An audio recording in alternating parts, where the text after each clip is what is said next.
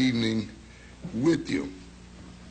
I'm going to talk a bit about a number of topics. There are so many things that relative to concerns, but I'll sort of focus it around what I see as a challenge to Afrocentric education, the kind of thing that you're attempting here, what kind of challenges we face.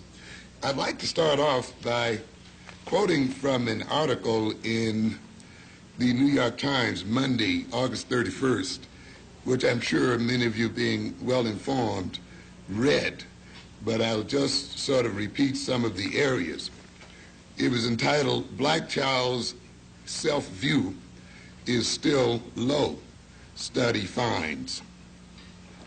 The repeating of a landmark study shows that feelings of racial inferiority among young black children are as strong now as they were 40 years ago, researchers reported yesterday. But they said black children can be helped to develop greater self-esteem through efforts by teachers, parents, and changes in the way and television. And it goes on to indicate about 2/3, the new studies involved asking children which doll they prefer, a black one preferred, a black one or a white one. About 2/3 of the black children preferred a white doll. Many of you, of course, will recall this is a recapitulation of the famous Kenneth Clark study. And you'll probably recall, either through your reading or in terms of your past experience, that that study was very instrumental in influencing the United States Supreme Court to rule against segregation, the famous 1954 decision. And it's interesting now, of course, and I believe that study was done in around 1948 or somewhere in the late 40s, actually. So it's interesting to see this study being replicated some 40 years later with essentially the same results. And I think when we think about it very deeply, it has some very serious implications. Of course, essentially, the results are stated in the headline, "Black Child's Self-View is Still Low." Dr. Kenneth Clark, Professor Emeritus of Psychology at the City University of New York, who along with his wife, Mamie, conducted the original study, called the findings disturbing. I find that a very interesting statement. What the children are telling us, this is Dr. Clark speaking, is that they see their color as the basis of self-rejection, he said. "We try to hide the damage racism does to black children, but the damage is there and will continue as long as racism continues." I find it very interesting that Dr. Clark, whose study formed the basis to a good extent of the Supreme Court ruling, did not bring into question perhaps the ideology that was also a part of that ruling, and the ideology of assimilationism that was also energizing this kind of activity in the court, and has energized the black community for the last 40 years. There is still no effort, from what I can see and hear, on this part to perhaps question the philosophy that thought that black children's self-esteem and black children's love of themselves could be augmented or increased or enhanced by having white people love them. I have always contended that the effort of organizations like the NAACP and others in integrating black children with white children was not principally educational in nature. It was essentially an effort to get over an inferiority complex. I run into too many black parents when, if you would tell them that you know of a black school that was academically more advanced than any white school they could send their children to, will still refuse to send them there. I've known some black families who would send their children to very top-notch black schools, in the first grades, and so 2 or 3 or 4 grades, because the schools had a reputation for producing very advanced students. And then after 2 or 3 years or so, take them out of the school and transfer them over to a white school, saying, of course, their children had to learn to get along with everybody. And so what was more important than their continuing to learn in an advanced state was that they learned to relate to white folk, and that they learned somehow to relate to other folk. A great myth, by the way, that is prevalent in the black community. I have yet to see the Japanese busing or plane loading their children to the United States in order for them to learn how to overrun the United States in every aspect of technology and politics and otherwise. I have yet to see the Japanese having to busload or plane load their children to the United States so that their children can outscore American white children on IQ tests and have those IQs grow generation after generation, and that's exactly what has happened. To outthink white children scientifically and technologically, and to outthink them economically and otherwise. I didn't see them exporting their children to American white schools to get that done. Yet we had a group of blacks in this country who felt that 2 plus 2 is not 4 in the black community. 2 plus 2 is only 4 in the suburbs somewhere. 2 plus 2 is 4 in Harlem and anywhere else. The idea that you have to export your child out to learn basic knowledge and information and to enhance itself intellectually is a fallacy.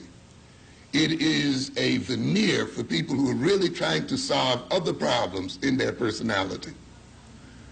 A veneer for people who are really wrestling with their sense of inferiority and self-hatred, who will sell then the idea of trying to get rid of that sense of inferiority, powerlessness, and dependency, sell it in the name of better education, when really the game was trying to be accepted by their former slave masters and the people who currently dominate them.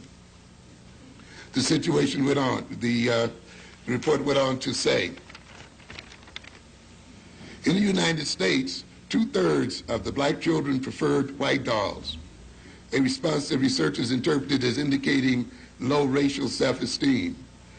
In the Trinidadian study, that is, they went to Trinidad and replicated the study there as well, 85% of light-skinned black children preferred the white doll, and 64% of dark-skinned black children. Further, it states, the new studies also assess whether an intervention might improve the child's racial pride. After testing the children, the psychologist spent half an hour with the children trying to alter their attitudes. For example, they praised the children who had chosen black dolls and ignored those who chose white dolls. And the children who chose the black dolls were asked to say their dolls had traits such as being pretty, nice, and smart.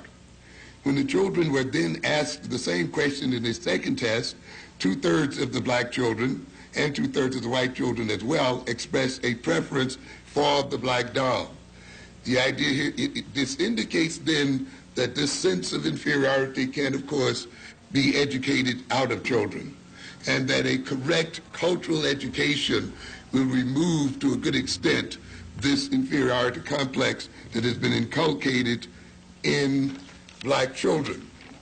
It would indicate then if our children and if we as a people have an inferiority complex, it is one that has been deliberately induced. The article further states the study of children in Trinidad found that the black children there showed an even stronger preference for white dolls than was found in the United States. In the study of 257 children in preschools in Trinidad, Sharon McNichol, a clinical and school psychologist at Creedmoor State Hospital in Queens, found that 3/4 of black children there preferred the black dolls. St. Elmo Gopal, Secretary General of the Trinidad and Tobago Teachers Union, said at a news conference at the annual meeting, even in Trinidad, where 85% of the people are black, we have a black government, we have not recovered from 400 years in which blacks knew the white man as boss. A very interesting statement. Of course, it points out in implication the fact that racism is a global phenomenon. And of course, it speaks to the Eurocentric dominance of the globe itself. And I'll be back to the statement in a moment. Here we see then, after 40-some years from the Kenneth Clark study, about 33 years after the 1954 Supreme Court decision, that our children, and I would also state our people, are still suffering from an inferiority complex. At the time that Justice Jackson is running for president and Judge Marshall is sitting on the Supreme Court and Bluford is flying to the moon somewhere in McNair, and now a black woman is preparing to go and explore space. At the time that there's been an election of black mayors and other officers across the country, at the time perhaps when there's been an increased number of black faces on our TV sets and various black achievements, we still find as much black inferiority as it was some 40 years ago.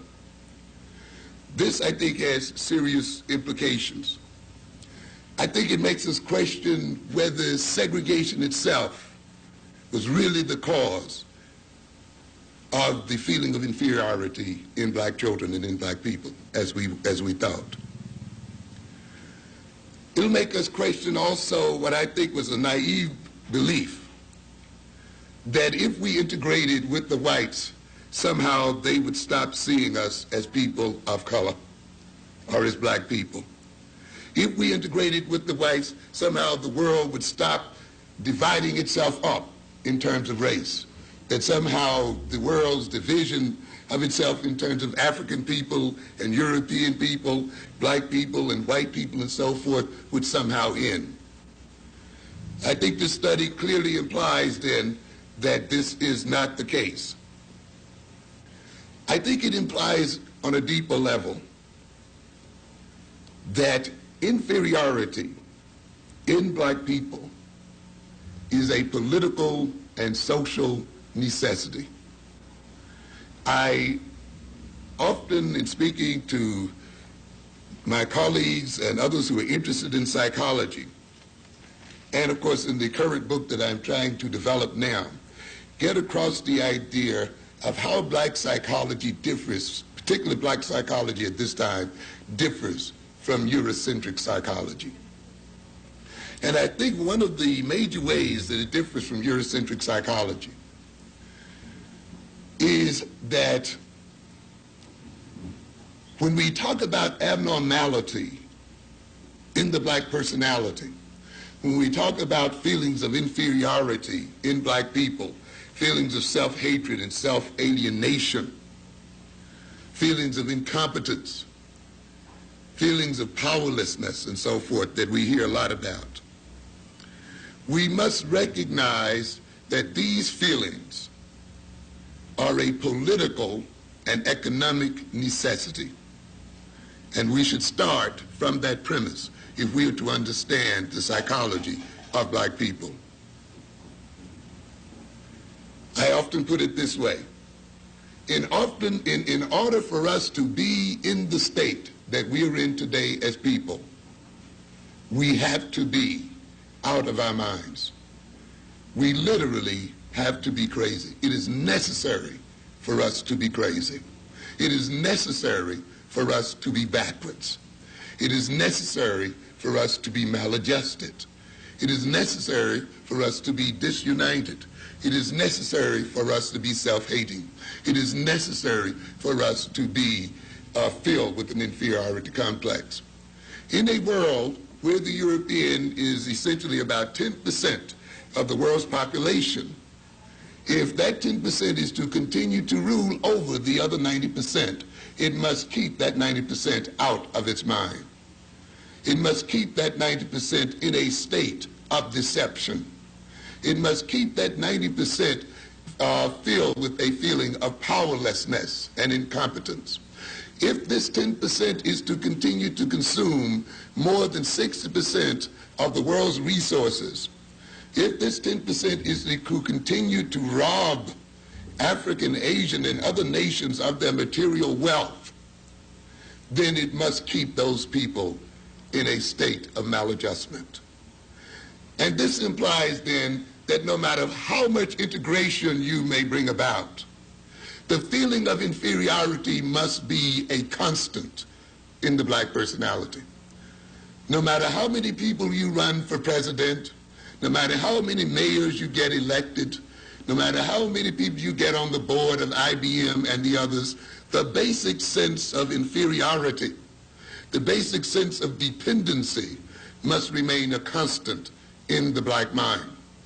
And I will indicate this, and I think this study, which occurred now some 40 years later, shows this to be the case.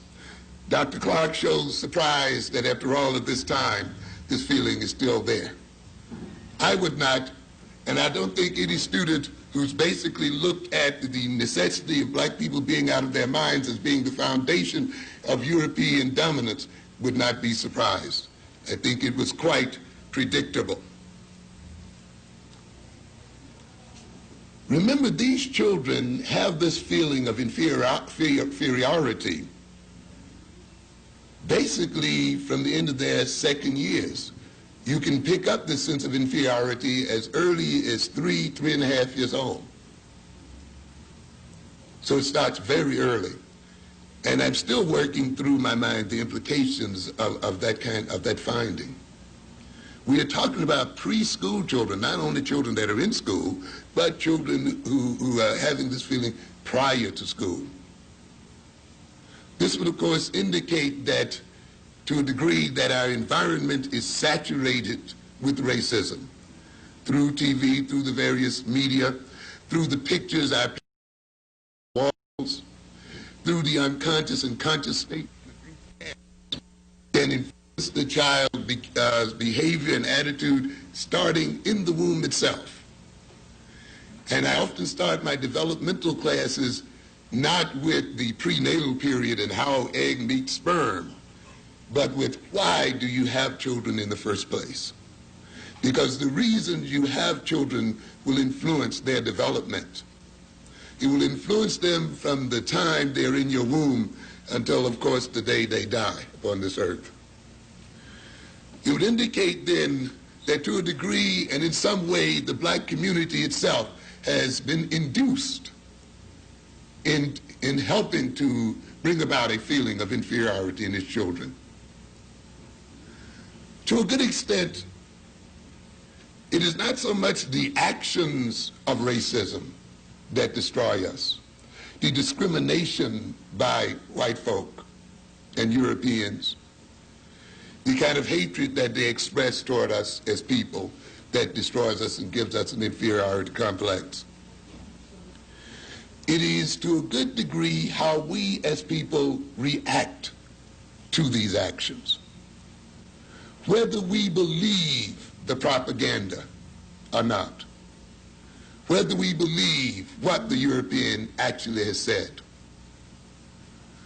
We cannot often control the behavior of other people, but we do have a greater control over how we react to that behavior.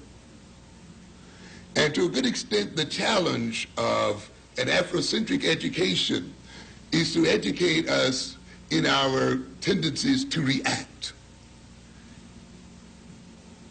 To a good extent, it would mean that the actions of racism apparently have induced some of us to accept racist propaganda and to really believe it, to internalize it.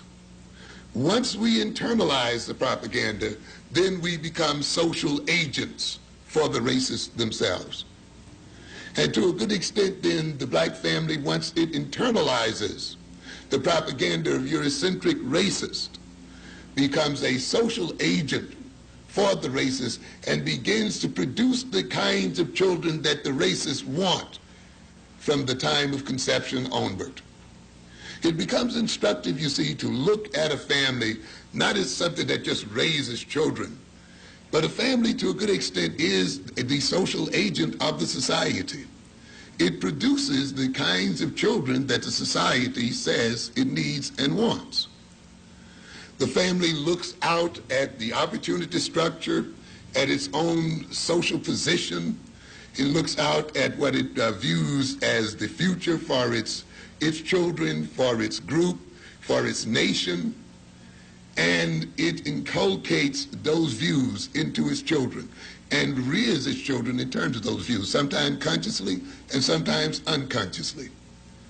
And in that way, it begins to create the children for the society. In a heavily segregated society, for instance, if your black boy or girl would have said some years ago that they wanted to be president of the United States or that they were going to be president of the United States, how many of us, by being realistic, would have discouraged that view? You know, ain't no black man going to be this or no black woman going to be that. Be real. And in the service of being real, by saying, well, I don't want him to be disappointed. I want to save him from racism and save him from the recognition one day that there are limitations to his aspirations. We quietly steer them toward a trade or a skill. Get this and get a job. So what's happening there? While it may have a realistic basis in a certain sort of way, you are also at the same time, though, creating the child's aspirations. You're also creating the child's motivations. You're creating the child's view of itself in line with the way the society is structured. A true Afrocentric family not only relates to its children in terms of reality, but it relates to its children in terms of idealism. It relates in the sense that there is a world that it as an African family and we as an African people want to bring about. While the black man may not be president of the United States, it does not mean that he cannot rule the world. The true Afrocentric family then not only raises its children in terms of the so-called social realities, because it recognizes that social realities are things that men create themselves. And therefore it raises children to create a reality suitable to the advancement and development of black people. But an unconscious black family, an unconscious people, a people who fallen victim to racism, a people who fallen victim to a sense of inferiority, then will produce the kind of inferior children that the white society needs to continue its dominance in the world. And in this way, then, the black family and the black community and black leadership becomes allied with the dominant group and with the Eurocentric group. It is this kind of thing that we must come to become conscious of and to defeat consciously. I'm going to give you a little taste of what I'm writing about in my current book. I want to indicate that black maladjustment is not just a suffering in the soul of black people. It's not just a feeling of inferiority in which over which the individual has to get. It's not just a feeling of alienation that you get over by going to a therapist, that you get over by attending various therapeutic sessions. Black maladjustment is functionally necessary for the world as it is currently constituted. Black maladjustment is a political factor, and I often try to get across to people the understanding that when we go to these universities and these schools, one of the greatest deceptions that's run upon us is the idea that the things that we are taught in these schools are non-political, that they are neutral, that they are somehow universal. And of course, the whites run a beautiful game on us when they, for instance, name their courses without putting their ethnicity in front of them. They don't say white psychology, white education, white economics, white physics, white chemistry, you know. And we often naively then assume because they're called economics, psychology, anthropology, that means we are in a course that has general and universal meanings. And we are made to think that we are odd when we call a course black studies, that there's something wrong with it. But every course in the American college and university and in the American educational establishment is a course in white studies, ladies and gentlemen. And every course in every discipline is designed for essentially the same thing, to maintain white dominance. We must be very conscious of that, and we must recognize that a major part of the education of our children and of ourselves is the fact that we have to politicize the courses that we're taking, even science, even physics and chemistry. So a lot of people think, well, you know, we're talking about atoms and molecules and this and that, and they have no ethnicity and they have no politics. In a fundamental way, you may be right, but on another level, there's a problem with that. Science, scientific thinking, and technological development does not just develop in the head of some genius. It's not the result of some scientific genius who happened to strike upon some major discovery.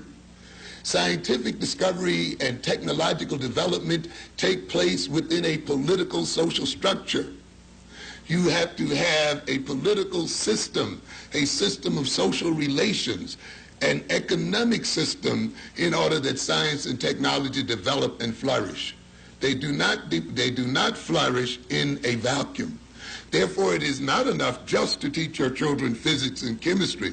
You must teach them the politics of physics and chemistry. You must teach them the economics of physics and chemistry. You must teach them how a system must organize itself politically and socially such that physical and chemical research take place.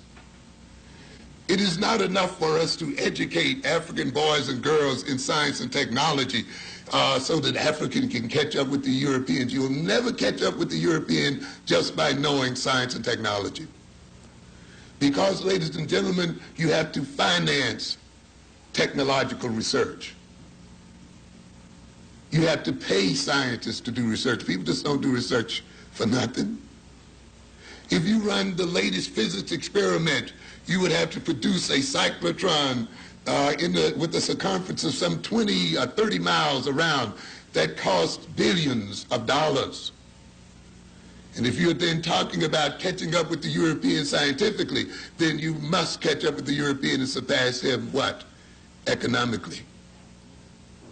If your children are to work for you and give their scientific genius to the advancement of black people, then we as black people must give them an economic, social, and political foundation in which their gifts can be realized and handed over to us as a people.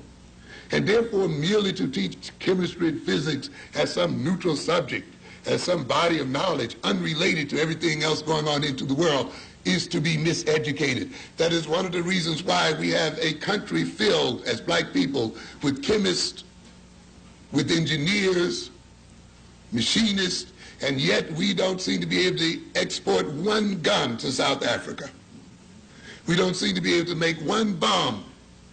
We have generals and sergeants and green berets and rangers and all of the rest, and yet we are unable to train one guerrilla or anything else to fight for their liberation in this world because there's a lack of social organization. It is not enough just to have knowledge. It is not enough just to have money. Money and knowledge must be organized in order to be effective. And knowledge, in order to flourish and be actualized in some concrete advancement for people, must be based ultimately on social relations between those people. So there must be a social structure. And while your children are learning science and mathematics, they must learn to love themselves and to love one another. and to cooperate one with the other, or else they'll have an Afrocentric mind, but they will still have to go down to IBM and Xerox and do their work. And ultimately then, they will still be racked by a sense of inferiority and dependency. So we must keep that in mind. Let me quickly state here then that the sense of inferiority in black people and the other problems we talk about will not be removed by assimilation. They will not be removed by integration. They will not be removed by Jesse Jackson being elected President of the United States. They will not be removed by the election of other black politicians. And that doesn't say that Jesse Jackson shouldn't be elected, and it doesn't say that other politicians should not be elected. I'm saying, though, we cannot look at those things as being the sole basis for removing and solving the kinds of problems that we have. Because maladjustment is not merely a malady of the individual personality. Maladjustment is functional for a system. That system sometimes can be a family. Do you know sometimes a family is held together by a sick person? It is a scapegoat, a quote-unquote black sheep around which the family defines itself. Sometimes a husband and wife keep a relationship because one of them is sick.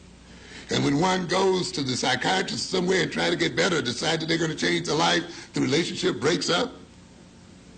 And often families will subtly pull a member back into alcoholism and other kinds of problems as a way of maintaining itself, even though it may be claiming aloud that it's really concerned with getting the person well.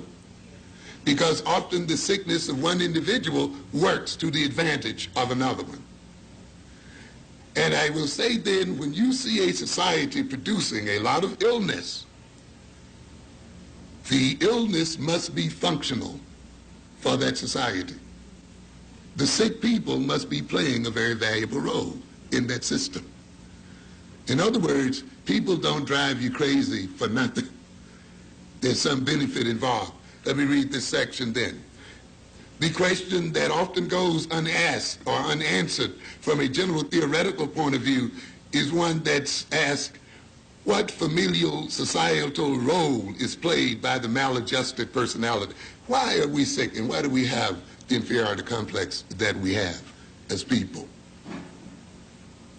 If the maladjusted personality is created and maintained by a social system, whether that system be dyadic, that is a system where there's a relationship between two people, familial or society, then it is reasonable to assume that such a personality, that is the maladjusted personality, is created and maintained because it is needed, because it is essential to the functioning of that system or some segment of that system.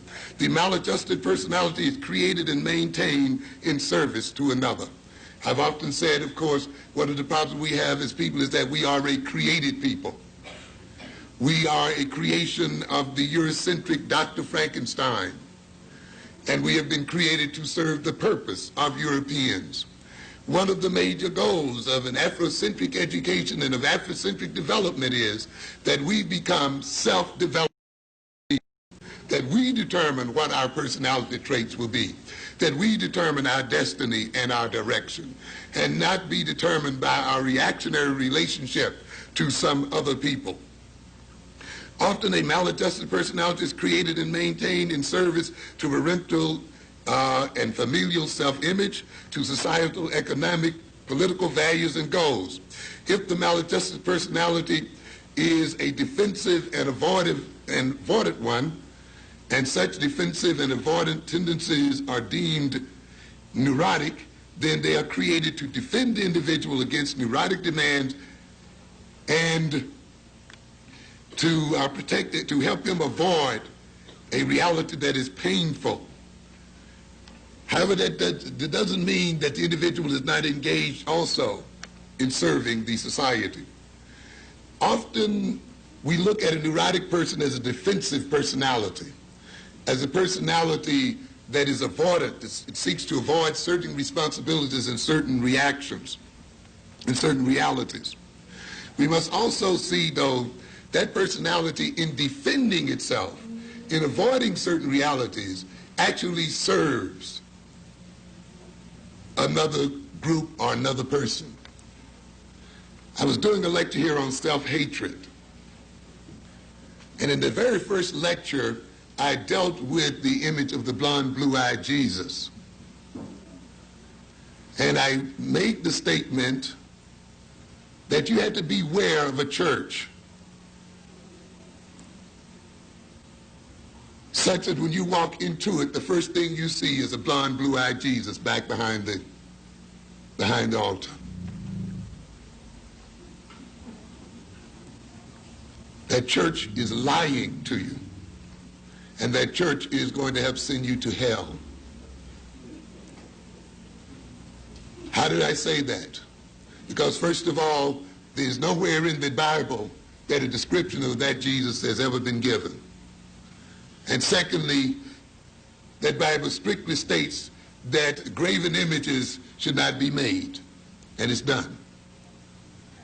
And one minister jumped up offended because of that statement and took the statement personally.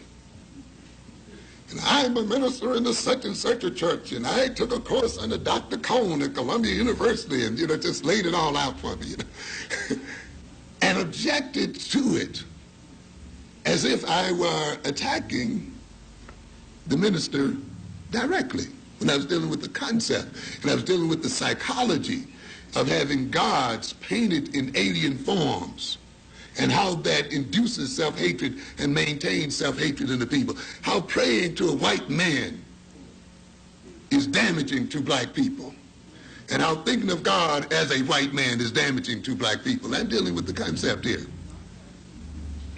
Yet she felt a need to defend what she thought of as herself and her profession. But in defending herself, she actually defended the system. She actually defended the status quo. And many of us then, as neurotics, you see, as we engage in our neurotic and maladjusted behavior and defend our egos and defend our vanities and defend our prides, actually support and hold up the system. Parent or justify the abusing family. And how we, in many instances, end up justifying a system that abuses us. Integration itself indicates that, wanting to live and be loved and lay around with people who destroyed us and enslaved us and given us the greatest pain in the world. Sometimes what we call in psychology the love of the aggressor. The people you want to love most are the people who've done the most damage to you. Unhealthy personalities cannot be created by healthy environments. Since the unhealth of an individual or group can result in the relative health, wealth, security, and power and sense of identity of another individual or group, then it serves the interests of the latter group. In other words, the unhealth of the black community serves the health and wealth of the white community. Just as the sickness of the drug addict serves the health and wealth of the pusher. So in a sense, then, it becomes in the interest of the pusher to keep the addict, of course, addicted, even though he claims he's doing him a service and a favor. The latter group becomes dependent, that is, the unhealthy group, comes to need the unhealthiness, and that is the dominant group really becomes dependent and comes to need the unhealthiness of the former. If the health of the former means a reduction in the dominance of the latter, then the latter resists the health of the former despite its pretensions to the contrary. In other words, when we even see assimilationism, we don't have time to talk about it here tonight, but in many ways assimilationism and integrationism is really another prompt for the maintenance of white power. And while we thought that we bought it in to a great extent, I would argue that to a good extent the white ruling class helped to push it as well, because it also helps to maintain the white ruling class in power. When you have a minority of people, such as the European, often in order to stay in power they must recruit from the very people they oppress. And therefore, they will call up from those people certain talented people or other types who then will identify with their masters and help them to maintain the control over the masses. This often will be called integration and will often be called desegregation.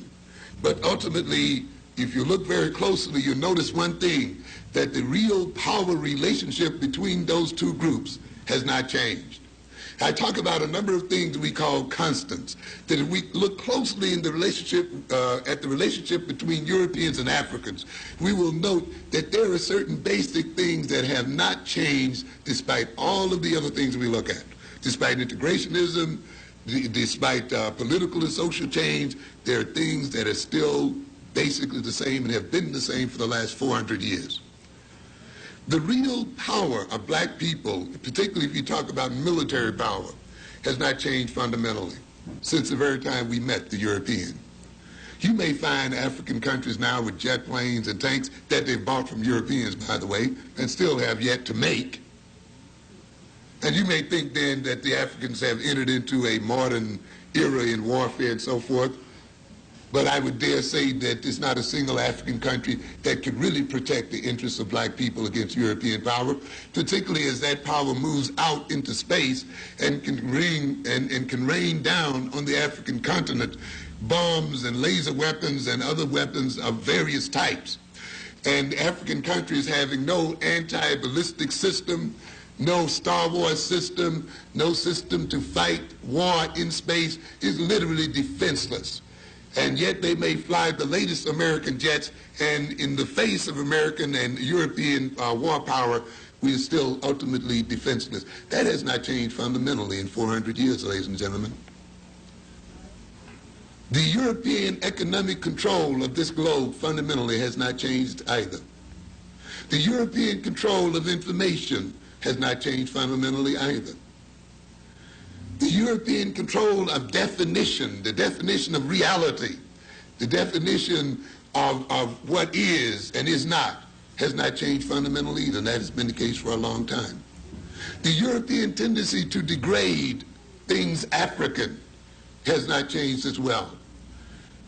You may now have a degree in computer technology. You may now have a job that pays you $40,000, $50,000, $60,000 a year, but your fundamental relationship to the European has not changed one whit from the fundamental relationship between our African forefathers and his European slave master. For as you work your computers, you still work to the profits of Europeans. And so the fact that we've moved into the executive offices does not mean we've moved into power. Does not mean that the fundamental power relationship between Europeans and Africans have changed one bit. As a matter of fact, the moving of blacks into the executive offices is an effort to maintain that power and to obscure that power behind a form of neocolonialism. I don't think it is an accident that the desegregation movement and the assimilationist movement in America parallel the neo-colonial movement in Africa. As I often tell my classes, you as black students are now being educated to put a black face on white power and to help deceive your people into thinking because you've got a job, we have moved forward as a people. Let's then just take a quick look at the functions of maladjustment and why you cannot get blacks, why it is important that blacks never get out of their sickness. You ever wondered why the more social workers you produce, the crazier people get? The more psychologists you produce, the crazier people get? Have you ever wondered about that? I lost a job challenging whites about that. Why you, as a white man, whom these crazy people have permitted to be chairman of the department of predominantly Hispanic and black college, why do you as a white man, continue to try to bring these psychologists in here when you know that this psychology is not doing the black and Hispanic community one whit of good? He could not disagree with that. How do you pretend to judge the qualifications of black people for teaching other black people and Hispanic teachers and Hispanic students. When you admit every day in the New York educational system that you don't know how to educate black children. We have a group of people who lament about their inability to educate black children, how black children are so-called uncontrollable and ineducable and all of that, and yet they want to sit on a board and determine who is qualified and not qualified. We have this insult downtown where these white dogs are going to try to determine who should be the chancellor of New York City schools, and yet have admitted that they cannot educate black children. And we'll sit there and let them try to lay the foundations and tell us what the credentials of an educator is supposed to be. How do you qualify to tell us what the credentials of an educator is supposed to do? You have not demonstrated that you are capable of educating black people, but yet there are a lot of us who want to sit back and talk about standards and degrees and all this other nonsense that the people who clearly admitted that they failed have laid upon us. And yet we have a lot of this going on in the system. But this kind of stuff must happen if black people are to continue to be subordinated. How is it functional? The captive African maladjustment justifies European dominance and exploitation. Because we are crazy, because we are criminals, because we are addicts, because we are that, the Europeans have a right to put their police in our community. They have a right to run the welfare agencies that keep us crazy, by the way. They have a right to intrude into our cultural families and personal lives. Why? Because, you see, they are maladjusted. They have learning deficiencies. They have this and that. Therefore, we're coming in to help and treat them in some sort of way.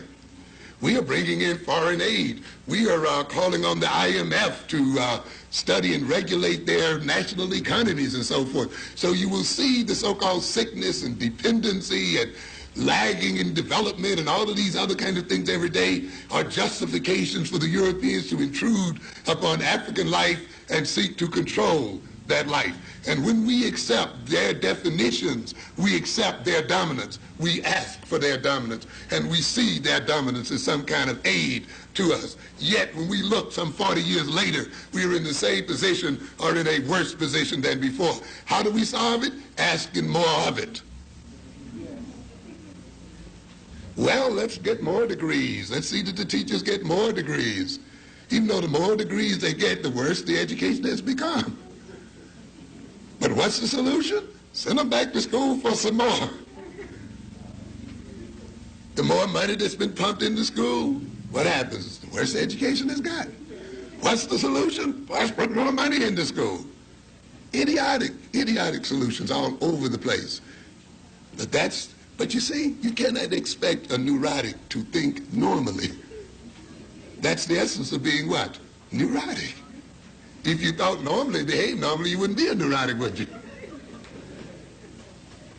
So being maladjusted justifies European dominance, rationalizes Eurocentric treatment, as I just said, of African people, and thereby reduces their guilt and self-condemnatory feelings for behaving toward the African in ways contrary to their stated political and constitutional, ethical, moral, religious principles. You know, these great Christians and these great people who believe in equality. How do you believe in equality? You know, the greatest problem in this country was, how do you believe in equality of man and yet enslave a group of men?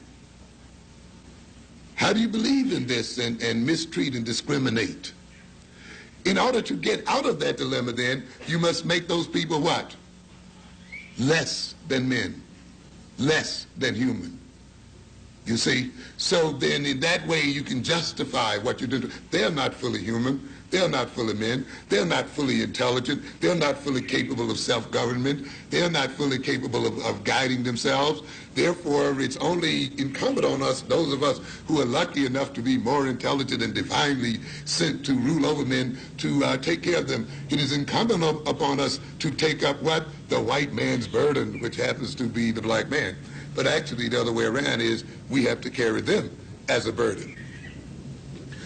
The maladjustment of black people maintains Eurocentric self-esteem, self-definition and identity, self-concept, sense of security.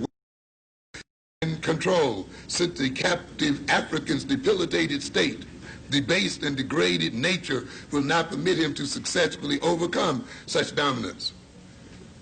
The lowest European on the lowest street, Skid Row in this country, can always say one thing: at least I'm not black. He defines himself, and his self-esteem still rests upon the ultimate degradation of black people. So no matter how low and evil he sinks, he still has a superiority attitude toward black people.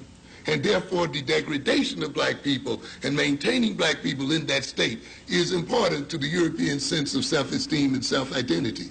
The European more or less defines himself in contrast to the African person.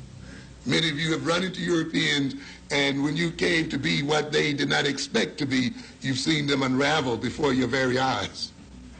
When they could not play their accustomed role of dominance and mastery, you've seen them become unglued and unable to function, to become confused. It means then that our submission and subordination and degradation keeps them together. And therefore it is necessary for them to maintain this degraded state in black people in order to maintain their sense of self as a people. And by maintaining us in this debased state and degraded state, they therefore maintain their security, because as long as we think neurotically and maladjustedly, then we will not be able to think in a way that will ultimately defeat them as a people and ultimately destroy them as a people.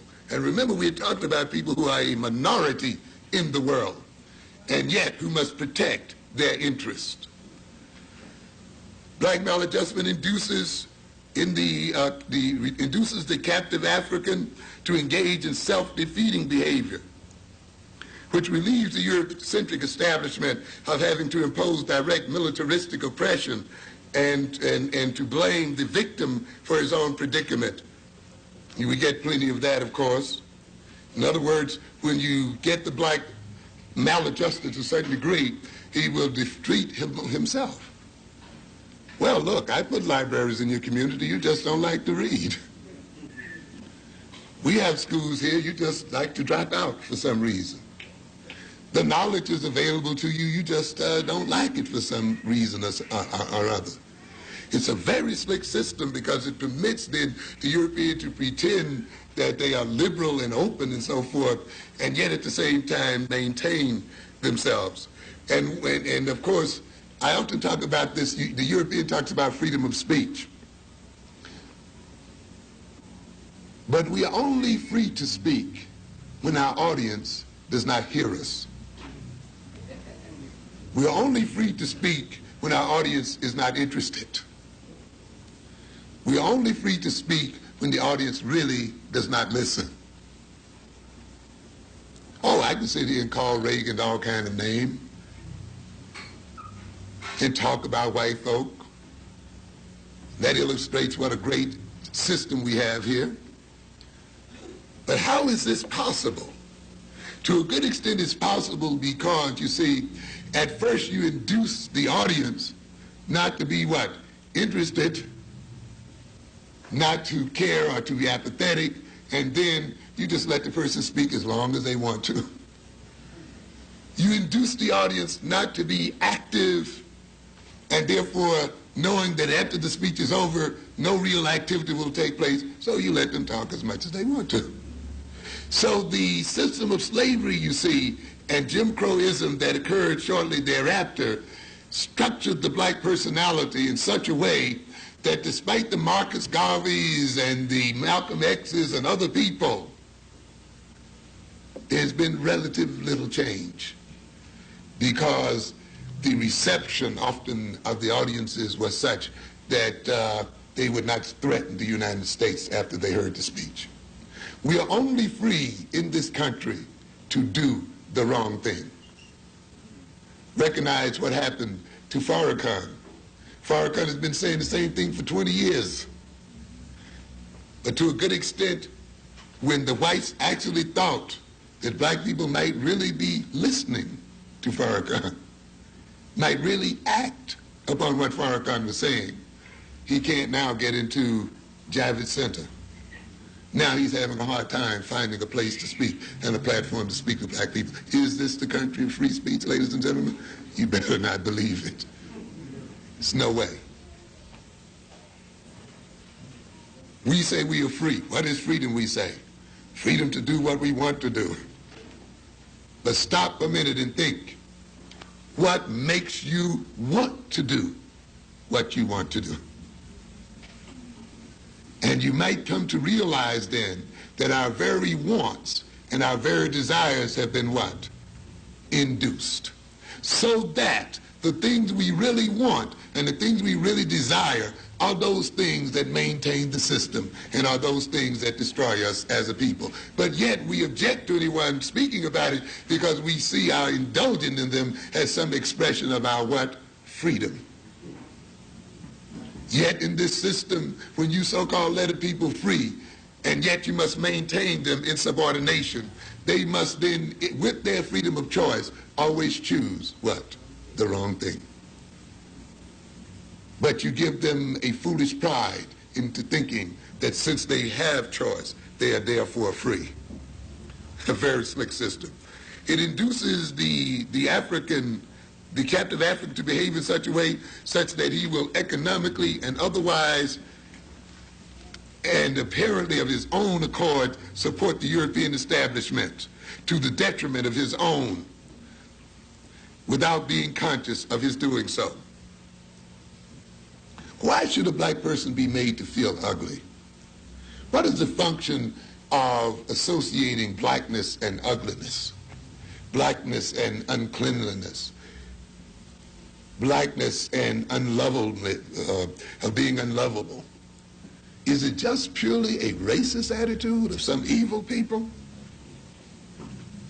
What do you do when you feel ugly or unkempt? But you do something else beside that. You go out and you buy yourself a new and spend a lot of money. But what's happening here? Who do you spend it with? Who gets the buck of the money that's spent? In other words, the African feeling ugly and unclean in his attempt to compensate for that feeling of ugliness and uncleanliness goes to the very person who made him feel that way in the beginning and purchases and buys from that person and therefore maintains the very individual to destroy the self-image to start with. Do you think then an economic system that depends upon a bunch of people trying to compensate for feelings of inferiority by buying brand names? I don't know where brands, you know. By buying names of other people on their clothing? Do you think that system is ever really going to let you out of that feeling of ugliness? It can't. It's economically dependent upon that feeling, ladies and gentlemen. If we were made to feel naturally beautiful, don't you know we would destroy the cosmetics and industry? So we must feel naturally that nature itself has not made us beautiful, so that we must compensate for it. And therefore, we can see then that the inducement of inferiority in black people, the inducement of a feeling of ugliness, the inducement of these various negative feelings must stay in black people, so that in trying to compensate for these feelings, black people will economically, politically, and otherwise support the very people that induced them. You see, the alienation of black people is economically functional. It's just not a feeling you have in your mind. The fact that you may wrestle with your own self-estrangement, separation from yourself, is not just a feeling you're having within yourself. It is a politically functional feeling. It is induced for political purposes. What does it mean to be alienated? To be alienated does not only mean that one suffers a split within the personality, that one feels estranged from himself, that one does not know himself, Certainly that's an aspect of alienation, and this is the way it's talked about in the psychology books, you see. And when you read all of this psychology, you think you're really getting heavy, you see, and the Eurocentrics teach it to you very directly, and you feel very profound when you talk about the great dynamics of the head and ego struggling with one another. Why do you alienate a person? We are alienated so that we can serve aliens. That is the function of alienation. Alienation means to be determined by forces outside oneself, other than oneself, to the enhancement of those aliens. When Marx talks about alienation, then, do not just cue in on the alienation that the worker feels. Recognize that the worker has to be alienated in order to serve the owner of the means of production. That's its ultimate function. You will recognize, then, an alienated people can only spend money with aliens. They can only support aliens. They can sit here and support these Koreans and these Arabs and these Indians and everybody else but a black person. They can support everybody's families but their own. They can give jobs to these people's uncles and aunts and sisters and brothers and children, but they cannot give jobs to their own children. They can feel good when they give all of their money to Bloomingdale's and these other places, but they feel cheated every time they trade with the black person. You have to be alienated for that reason. That's why we alienate. And do you think the white man intends to turn that feeling of alienation loose in your heart? You are dead wrong. No matter how often you go into a boardroom, no matter how high you move up into the white hierarchy, because alienation is functional for white power and functional for white economic, social, and political dominance.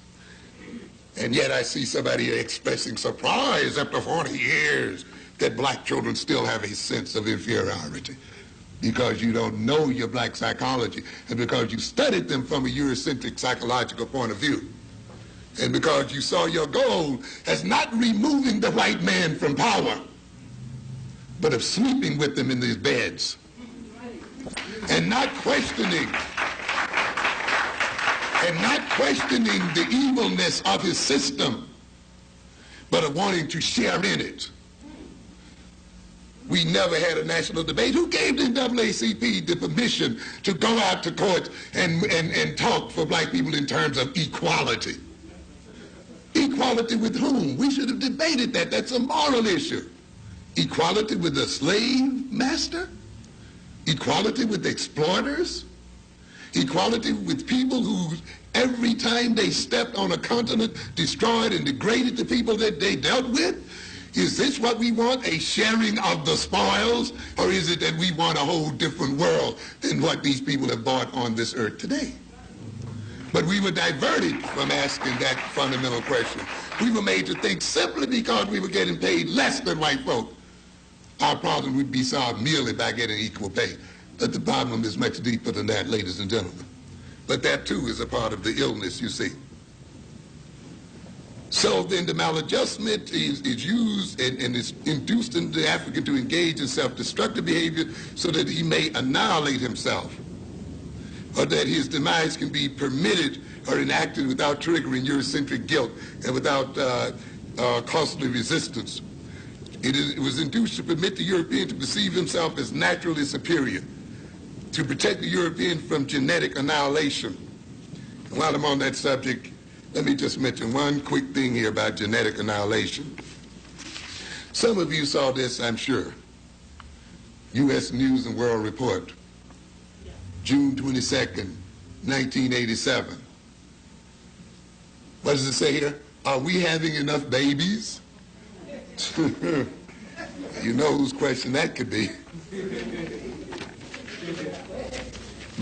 Of course, this is a piece done by Ben Wattenberg. Some of you might have seen him at various places, and he's doing a very interesting thing now. He wrote a book called The Birth Dearth, indicating, of course, that not enough white people are being produced in the world. And so he started to, what's happening today has never happened before. It will dramatically change the U.S. and the world in which we live. Over the years, I've heard businessmen, diplomats, government planners, and parents all begging for the same thing. No surprises, please. This book, A Speculation About the Future Based on Current Trends, is an attempt to deal with that plaint. Forewarned is forearmed. What is happening is this. For about a decade and a half, the peoples of the free, modern, industrial world, that includes the U.S., have not born enough children to reproduce themselves over an extended period of time. We had a baby boom. Now there is a birth dearth. I believe that the birth dearth will, in the near future, begin to cause turbulence at every level of our economy. I believe, too, that the birth dearth will leave in its wake tens of millions of unhappy adults who will end up with no children at all, or fewer children than they really wanted, or no grandchildren, or fewer grandchildren than they had hoped for. I believe the demographic and immigration patterns inherent in the birth dearth will yield an even smaller proportion of Americans of white European stock. This will likely cause more ethnic and racial tension and turmoil than otherwise would occur. That's what you see. People concerned with what? Their genes, maintaining their ethnicity, seeing it as an important fact and not trying to obliterate it the way we and our assimilationist people have tried to do, not trying to forget who they are, but trying to hold on to their identity. This is one of the challenges of Afrocentric education, by the way. And one of the things that we have to look at, what would happen if these Europeans begin to disappear from the face of the earth? What will happen if they decide that they are not going to disappear and want to make some other people disappear? How are they going to deal with their low birth rate? What are the political implications about that situation? It has very serious implications for African people. And these people are now getting ready to deal with it. I believe further, he says, that the birth dearth may well turn out to be of great harm to the broadest value we treasure. It will make it difficult to promote and defend liberty in Western nations and the rest of the modernized world. Talking about white folk, certainly couldn't be talking about us in terms of liberty. Primacy and prosperity. And he's talking about here, we live in a community of free and modern nations banded together in a loose but real alliance. These nations like to argue. They argue about strategic defense, about who will buy cars from whom, and about whose wine shall be subject to what countervailing duties. But beneath the bickering, something remarkable has happened during the last four decades. This community of free modern nations has shaped and molded the nature of the entire world, a direct admission of their role in the world, you see. We've shaped and what? Created the world. Now that is being what? Threatened. And what are we going to do about maintaining it? You think that these people are going to let you free? You've got another thought coming. Economically, technologically, culturally, geopolitically, and in many ways militarily as well. In other words, we've shaped it militarily as well. It's interesting sometimes when I see the Europeans talk about their boys being killed, and of course I was being killed along with them. They talk about gets being robbed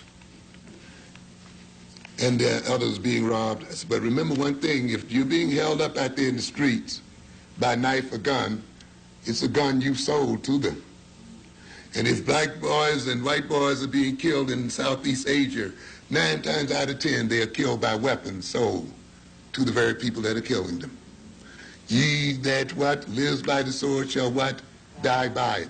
You think you can go around the world selling billions and millions of dollars of jet planes and weapons and not yourself ultimately be victimized by the very things you sell?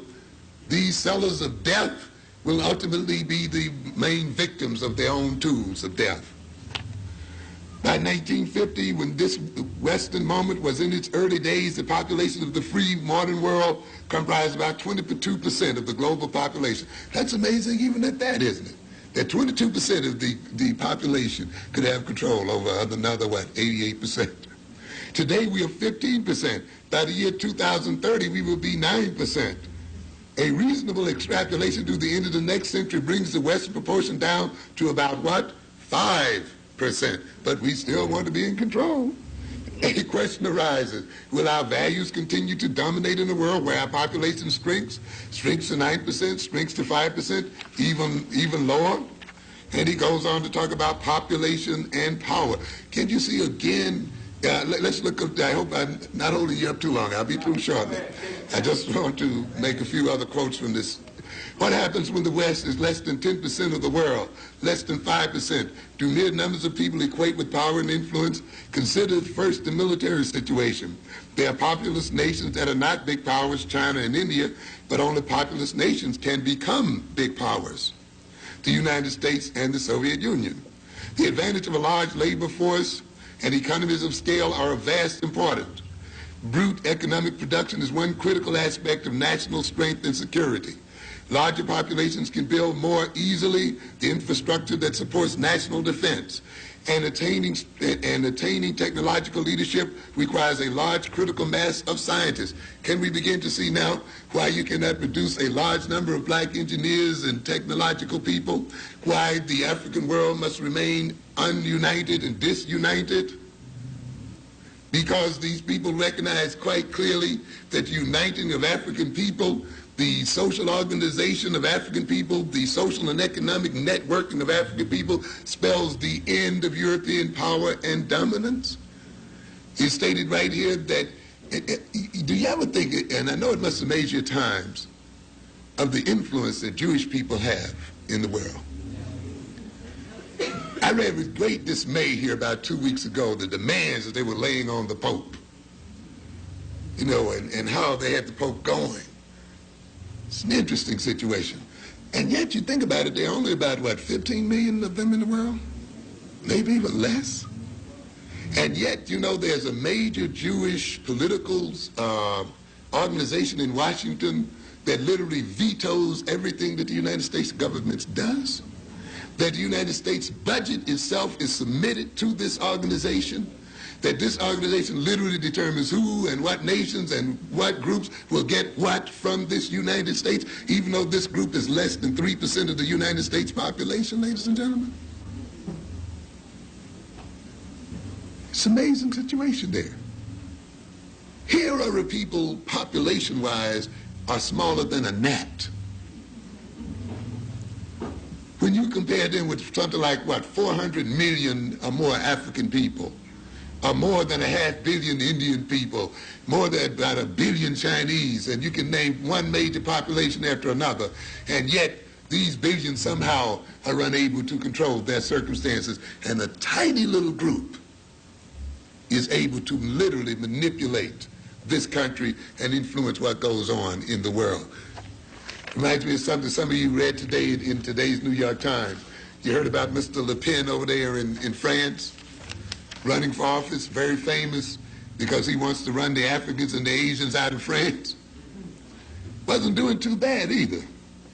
Jean-Marie Le Pen, France's leading far-right politician and candidate for the French presidency, has caused an uproar with a statement that the Nazi gas chambers were a minor point of history. No problem until he mentioned that. Several political figures said that they would even vote to lift Mr. Le Pen's parliamentary immunity so that a defamation lawsuit could be brought against him.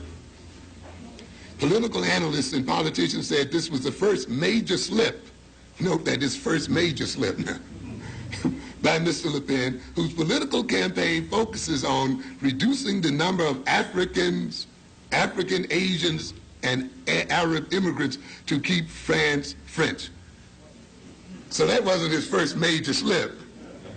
It was only when he related to the Jews that he really made it, and that really cooked his goose.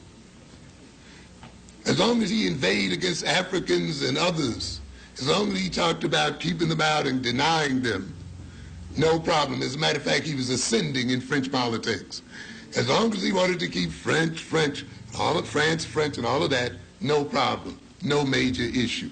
I mean, no major slip. But as soon as he said this business about the gas chambers and how Jews were executed might be a minor point in history, he was in serious trouble. This is the first major mistake Mr. Le Pen is committed, because these ideas that everyone thought, these are the ideas that everyone thought were dead. Political analysts also said Mr. Le Pen's remarks would probably make it harder for Mr. Chirac's coalition to agree to cooperate with Mr. Le Pen to help defeat the Socialist Party in next year's election. In other words, you see, you can help determine the shape of our government as long as you stay off the large majorities in the world. And just stay off of the what? The minority, the true minority in the world. As long as you can defame black people and African people, you can help determine the shape of the European government, of the French government. But as soon as you then talk about a very small minority in the world, you have made a major, major misstep, and you will pay for it. A very interesting kind of situation there. However, despite all of this, they ultimately recognize that if large populations were truly to unite and were truly to develop a national consciousness, were truly to approach the world in terms of cultural and nationalistic interests, they recognize ultimately then the power would have to shift. And of course we know then that is one of the major reasons why the European must minorize large groups of people and must make people who are ethnically the same think of themselves as being ethnically different.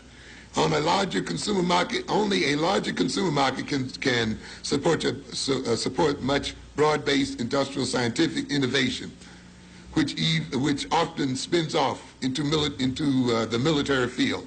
And he goes on and talks about, later on he talks about, and culture counts. Values count. If the peoples of the world admire Western values and seek to adopt them, we are what? Stronger and safer. So you think then, with this kind of attitude, that African values will be permitted to flourish among African people if we leave it up to them to determine what values are there? There is another to be poor. Blacks and Hispanics have higher fertility rates than whites, although middle-class blacks have lower fertility rates than middle-class whites.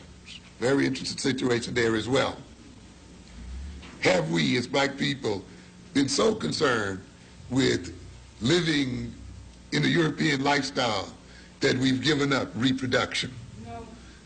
Yet, many of us who are in the so-called middle class have done exactly that. This situation also illustrates the very deadly nature of European society and its very opposition to African values. You must recognize when you read Freudian psychology, at the bottom of that psychology is a critique of European society. A society that comes to hate sex.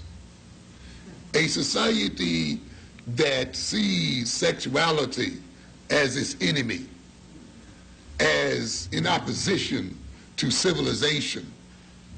A society that denies its gods sex and sexuality is a society ultimately that's going to be a deadly one. How can you have fear and hatred and antipathy toward the very source of life and not ultimately side with death itself? And I think one of the major reasons this society has become deadly and a threat to the life of the very world itself is that it has problems with its own sexuality. And it has problems with the very basic nature of man. It has such a problem then that those who have the most to give to children, you would think, in terms of wealth, knowledge, and so forth, are the very ones that what? Do not have them. There's a problem there, ladies and gentlemen. And it's interesting to note then that this is diametrically opposed to the African sense and to African values that look at life and growth and development as a great value. But yet we note as African adopts these European values, they will also adopt the deadly nature of Europeans to the point often of killing their own children or denying them birth or denying them conception in the first place. And now the European is beginning to see the result of the philosophy that they have put forth. What happens in America? He goes, and it's interesting to note that this is one of the challenges. Further, recent immigrants have higher fertility rates than other Americans. By the way, some of you might have read 2 or 3 years ago about the browning of America. The idea that the Hispanics are moving in so rapidly that at the rate they're going, they'll soon be America's largest minority. There will be more Hispanics in this country than blacks. And that at the rate they're going, we'll literally have a brown America. That's a major question we have to deal with too, ladies and gentlemen, by the way. What will happen to the black population in this country as it is outnumbered by the Hispanic population, or as it is balanced off by Asian immigration? That's a challenge that our children must be educated to meet. I know it's a question we hate to deal with, and often we want to lump a lot of problems on the white and non-white, forgetting, though, that we as people have to compete against all people on this earth. Africa has to compete against Latin America as well for markets in this United States and other places. And we have to compete with other non-white people.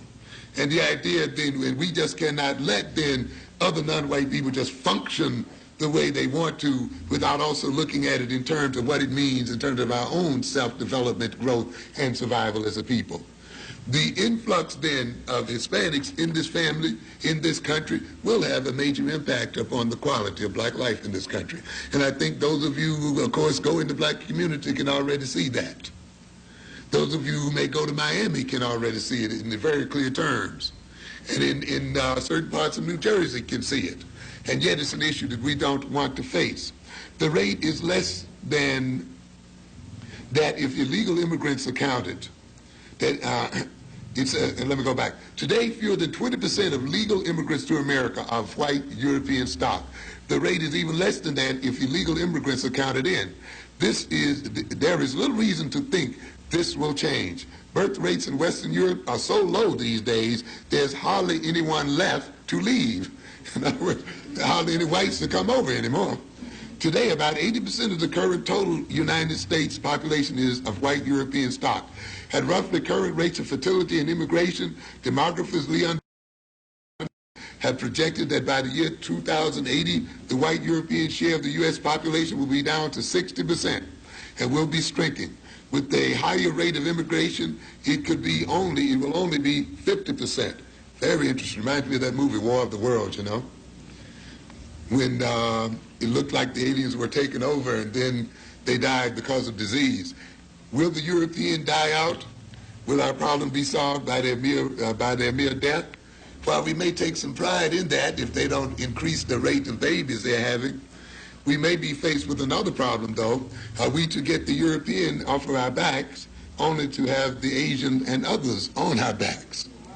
So the idea that the European may die away or fade away should not give us too much relief, because we are still faced with the challenge of other groups exploiting us as well. What happens in America with birth dearth conditions under these scenarios? I think it will yield some unnecessary social turbulence. But it's interesting. I can't read you all of it because it's a long piece. I would hope you get a chance to read some of the pieces. I just want to indicate one or two other things when he talks about the time to pay attention and so forth. As I reflect on our situation, it seems that the real and lasting solution to our problem is not finally to be found in the realm of politics, the tax code, or the immigration code. Our central problem is in the realm of the spirit. An interesting statement, I think. For in the last analysis, it is our spirit that shapes our politics, our tax codes, and our immigration codes. So what we're saying, the spirit that indwells in people ultimately determine all of the other things. He goes on to say, but suppose we could re-inspirit this generation, he's talking about his generation of whites, to understand and take pride in the fact that they are a part of a remarkable, potent, productive, humane, beneficent culture. Well, what happens when we tell ourselves that as African people? We are engaging in what? Self-segregation? Superiority complexes of some kind? But yet this man recognizes that the survival of European people depends on what? Inculcating in their current generation a sense of what? Culture, a sense of themselves as a people. Not getting rid of their culture, not getting rid of their identity, not trying to emerge with another people, but building up a greater sense of identity, relating to each other socially, economically, politically, and sexually to maintain their dominance in the world. For in the last analysis, it is our spirit that shapes our politics, as he goes on to say. So suppose our young people came to know in the marrow of their bones that the West is, as Lincoln said, the last best hope of mankind. These deadly people, these people who threaten every bit of life on earth, these enslavers, these exploiters, still dare to see themselves as what? The last best hope of mankind. Very interesting statement. It shows, though, that whites must not only indulge in the deception of African people, but they must indulge what? In their own self-deception. The last hope of mankind, the last best hope of mankind. Suppose it was explained that only they can preserve it. They, who threaten to destroy it, can preserve it, and that there is something real to fear if they don't. If such a spiritual rekindling actually takes place among our young people, it might rejuvenate, even save, a civilization that has been a long time in building, one of the shortest lived civilizations that ever existed on this earth.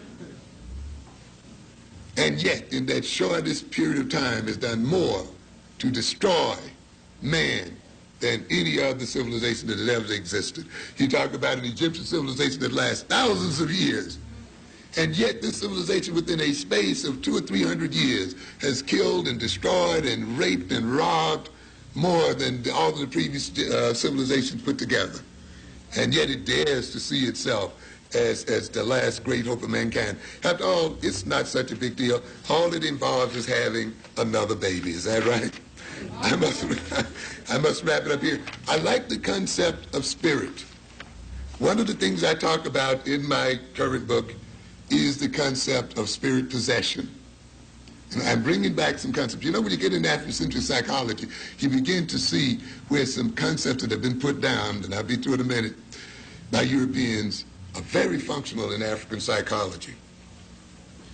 One of the things that they like to talk about, of course, is this idea of spirit possession. And we think as a modern civilization that we've gotten over that belief in spirit possession, that people can actually be possessed by devils. But ladies and gentlemen, that is not true at all. People of every age are possessed in one form or another. What spirit possesses you depends upon the ideas that are accepted at the time. When the devil as a real entity was accepted by the culture and by the bulk of the population, the devil actually possessed people. You could actually talk to the devil and people. You could call them out, you know. And some of you saw the movie The Exorcist, and the devil is talking and carrying on. This actually occurs. And it's an interesting phenomenon in human life. How do you feel Jesus? How do you feel any God? To a good extent, you have to have an idea of that God, don't you? Somebody has to kind of tell you about it, don't they? You kind of have to know about it a bit. Once you get an idea in your mind, once somebody describes Damballa to you or describes this one to you, what can happen? The description can actually manifest itself in your body. You actually experience it as a physical presence. You know, during certain rituals, you can tell what spirit possesses an individual by the very physiognomy of their face and body, by the very way they behave, by the very way they dance, the way they talk. Each spirit has an identity such that when it possesses the individual, that identity expresses itself through the body and the behavior of that individual. So then, what are we saying here then? When you give a person a complex of ideas and they accept that complex of ideas can express itself concretely in the body and the behavior of that individual and affect the way that individual relates to another people.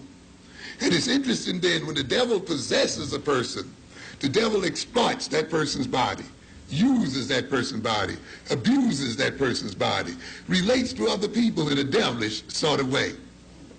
Now then, we've gotten over the devil, but the devil has not really disappeared. Now we believe in unconscious forces.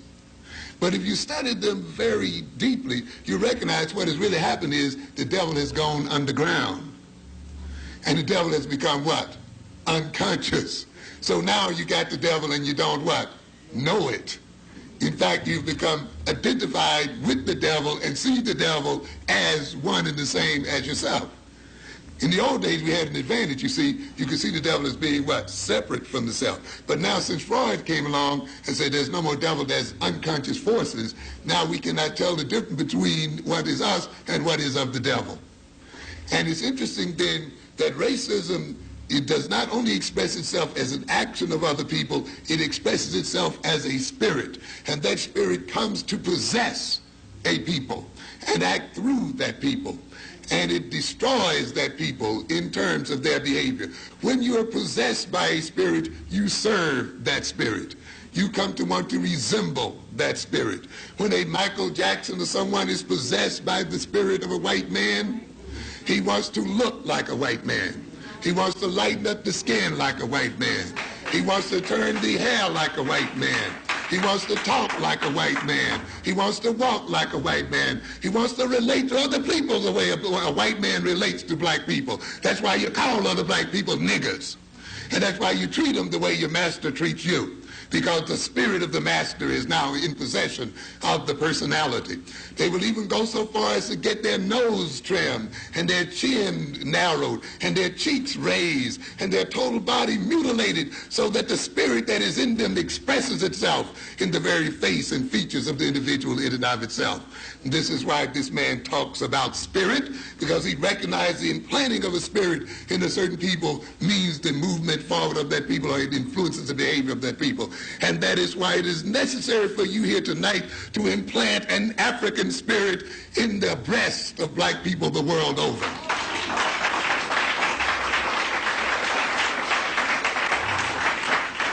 And once we are filled with that spirit, there is no room to be possessed by another spirit. And it means then that we advance the interests of our civilization. The European spirit can only possess an empty African personality. Nature abhors a vacuum. And as the African personality is swept out of us and sucked out of us, the European spirit is sucked in. And we serve then the spirit of the European. So that the ultimate challenge of Afrocentric education is to instill the spirit of African people. And